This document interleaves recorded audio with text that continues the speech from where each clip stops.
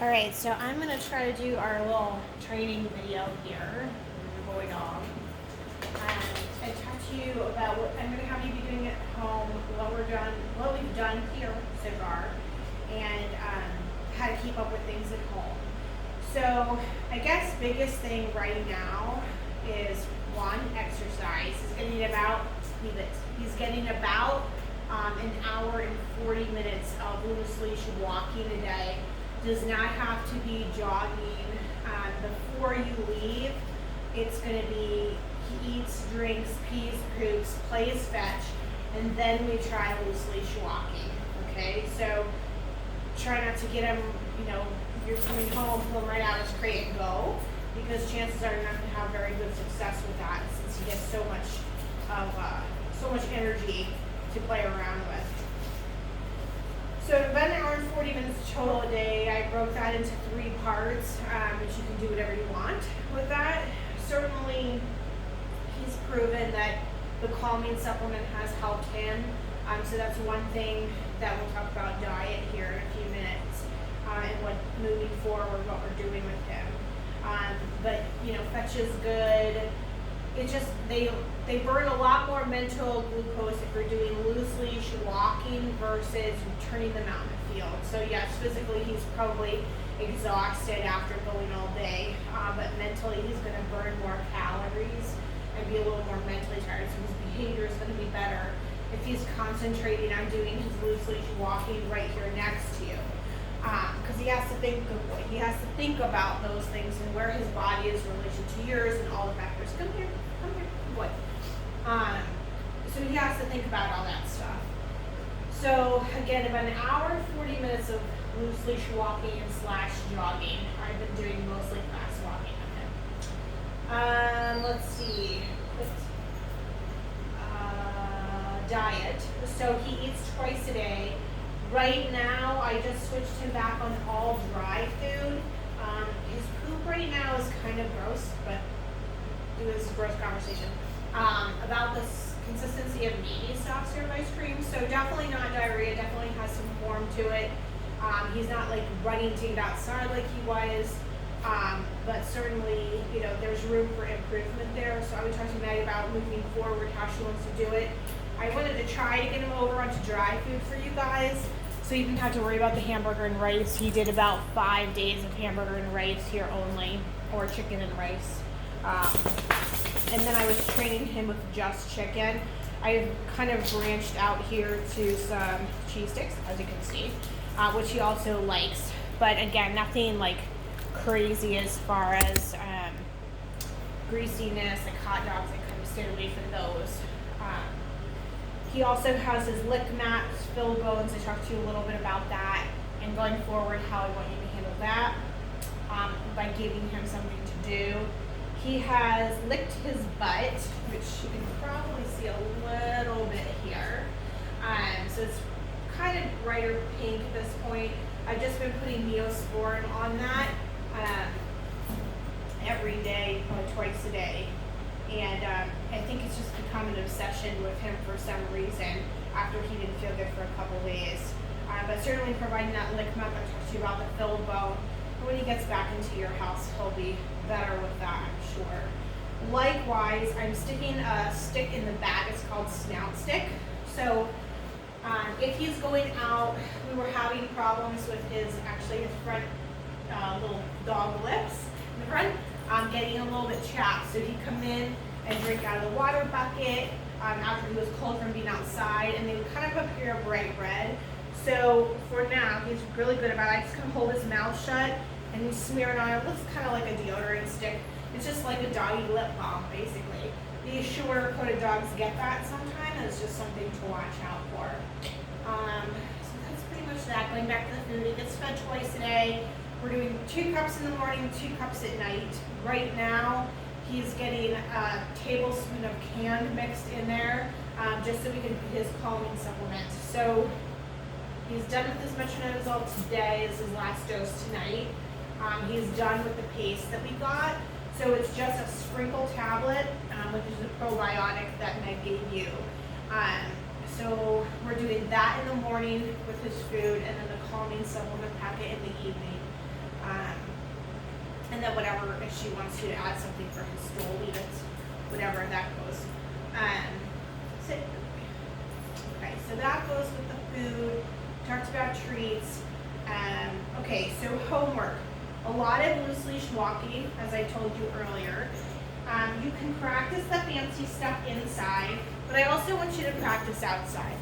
If you're doing outside right now, I'm not focused on him watching you. I'm just focused on him being next to you and not pulling. Hence the loose leash part. Okay, so if he's outside,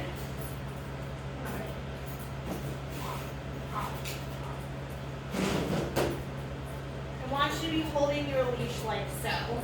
Okay, this is called neutral leash position. So you can see how much leash he has to work with here, which is not very much, right? The leash should be also in your other hand in case for some reason he rips it out of this hand. And he's looking at my hands because I have cheese in here, kind of thing. So when I'm working outside, his reward is just being comfortable, okay? So I'm not gonna let him pull more than this amount of leash out of my hand. See how he's kind of just walking with me now? Not really trying to go anywhere, right? If he tries to go somewhere, I just give him a pop back. And Tyler was right, he's kind of a tougher dog. So if he tries to pull you one way or another, good boy. Then you just kind of give him a tug back. He's been pretty good about that. The only thing I noticed yesterday that he's trying to use his body to push me. In which case, if you can feel his body on pressing against, let's go, pressing against your leg. He's trying to get over to this dog bed. I would just kind of back into his space. Dogs really don't like that. It's not that you're like hitting them with your knee. It's just that if you can picture a bubble, good boy. Him having a bubble around us socially, people that we know we like in our space, they're kind of the same thing to a point of which you're making me uncomfortable because you're in my space. So if he's kind of trying to body block you to go into the grass or he wants to go into a bush or something like that, that's a tactic you can use. So again, you're just kind of turning your body and like walking into him. So see how he backed up and I didn't even touch him? Kind of the same idea there. So loose leash walking outside, you're giving him this much space, not very much, because he can't handle that freedom. If you're practicing inside, he's gotten to a 4 of loose leash heeling inside, and then you eventually take this outside. So I know you're excited about this. So you take a couple long dangly treats, just like we did in Puppy K. The leash is nice and loose because we're going to be steering with whatever treat you have, not with the leash, okay? The treat's pointed down, and then you go. For him, it's at, let's go. So he's not allowed to jump at it and get it, but he's also not allowed to have little licks of it. So Old Timber would have been launching himself at this treat, right? Let's go. Now he just kind of does little tiny hops. Sit. Yes, good boy. So that's easily kind of gotten away from to get away from the treat. So instead of dangling them down after you get it home, you just close your hand. Let's go.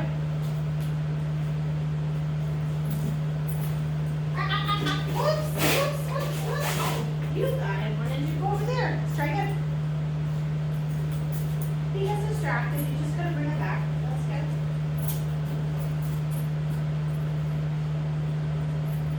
Good. Yes. Good boy. Okay.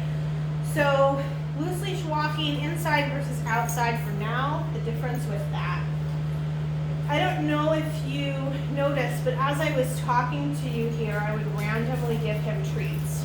Okay, so that is for sitting next to me patiently, not launching himself off of me, not looking every which way, and not screaming. Okay, so just by being here and kind of sitting here patiently waiting, he gets a little treat for that. So this is something you can do during a situation where you told me where Tyler was outside and he's inside and he's screaming at the windows. Okay, so you're going to be bringing him back, putting a leash on him, and as you're just kind of sitting, watching TV, doing whatever, when he's calm and quiet for several seconds in a row, you just randomly reach down and give him a treat. it starts making the time between each treat longer, okay, so he's able to focus a lot better for you. Good job, buddy. Okay. Another thing I'm going to have you start trying is his down stays. All right, sit down, stay. This is something he really struggled with initially. There's a piece of cheese over there on the floor, and he's being super about not getting it. So we added little bits of distance to this. See how he's laying there nicely. You can take things and offer distractions for him. So just kind of throwing this down and him ignoring that. That was a bully stick, something he really likes. Stay. And I just want you to do small amounts of distance here. If he gets up, that's actually good because you can see what to do. You give him a pop back down. You don't have to repeat yourself. Okay, so his correction was you walking in and giving him a pop down. After a couple seconds, you return to heel position and it's okay, good boy, okay. And then he gets some treats for that. Okay? Want that one? Good boy. Okay. All right, another thing we worked on was going to place. You saw that a little bit. He really likes this. And I have been doing a sit on the place. Here, buddy. So we do some distance to this now. I have him on my left side, and then I point to the bed. Place. Good. Yes. Good man. And this is an implied sit-stay. Okay, so until I walk in and tell him that he's free, he has to sit there.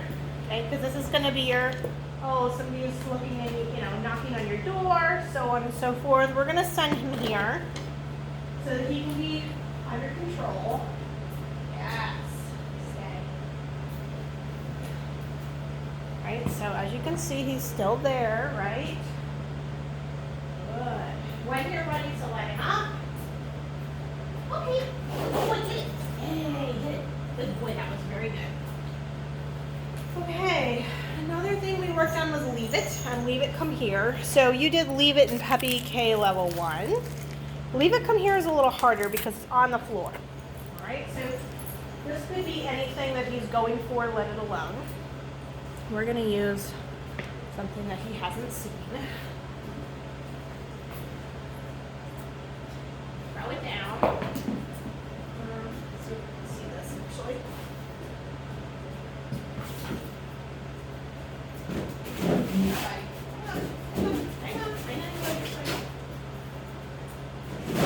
So you throw something down. This is a bone. Well, you can see this. And you kind of want to walk up to it. Good boy. So what I have done with him, good boy, is made him more of a working animal. Before he was very independent. He liked to go check things out and didn't really give a regard for me. Now he's willing to ignore things that he really likes and pay attention to me because I pay him well, right? Leave it. Come here. Yes! Good boy. So that nice strong response, hopefully you can see that in the camera. Good boy. Good boy.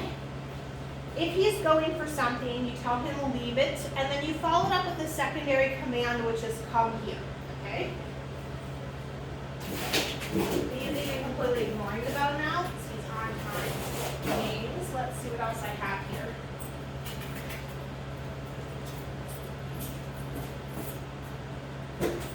Leave it. Yes. Good boy. Come here. Good boy. So that's leave it, come here. It's something that's readily in his line of vision. So when you put the object down, if he goes for it, it's leave it. And then you follow it up with the come here, okay? And the reason that we're doing that is because they only can practice self-control for so long, especially if it's something that they really, really want. So the come here is a good secondary command because, hey, guess what? You get it from mom, something really good, instead of off the floor. Going along with this command, as you're practicing this, Never let them have what's on the floor. I want him to think that everything good in life comes from you, not from the floor. Okay? All right. Let me think of what else we need to do here. Meeting and greeting strangers. Didn't really have a ton of problem with that. As far as us, we practice these sorts of things. Hey, hi, buddy. Hi, buddy. Good boy. He's been really good and respectful about that. The collars really helped with that, especially. Same reaction on our part. So you can either pop him down like we talked about in puppy class. Now we have a little bigger punishment technique on our side with the collar. Or you can lift your knee with the collar, so depending on how intense he is. The last thing we really did was a lot of recalls. I wish I could have, probably looking back, I wish I would have had a little more time to work on this, but not bad. Because you see right now, he doesn't really have a desire to leave me anymore, okay? This is going to go along with the scenario you described initially when you called the first time about him darting out a door. Okay, let me turn this. The door. You can see what we're doing with doors. So any kind of threshold like that, where the door opens in or out, all we're doing now is to go through. He has to do what? Good boy. He has to sit, okay? Now the goal is that when I open that, he stays seated, like he is, okay? And if he stays seated, he gets a treat for that. So, good boy. So he knows now that he doesn't just dart in without me. Okay. And if I say okay, then he's allowed to go through, right? Likewise, the same coming out. This is going to help if you're darting out the door to see other dogs, so on and so forth. But this is all done on leash, because I don't want him to think right now that there's another option other than listening, okay? So again, sit, sit, okay.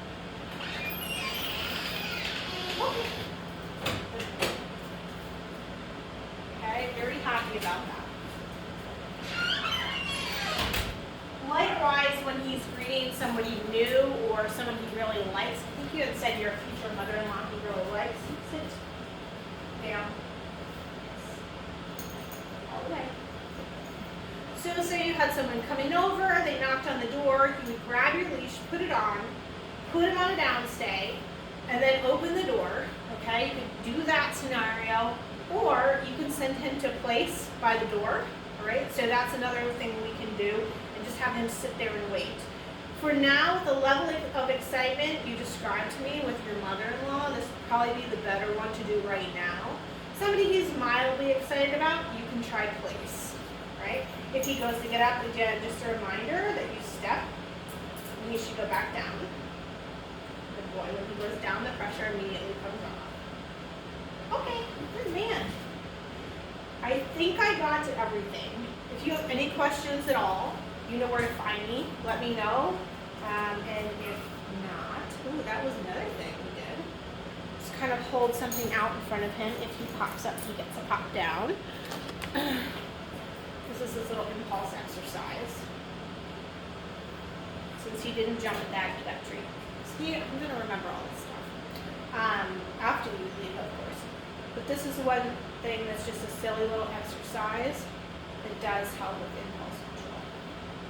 Holding something out, could be a plate, anything. If he doesn't jump, he gets a treat for it. Okay. And we'll see you guys tonight at 5:30. If you have any questions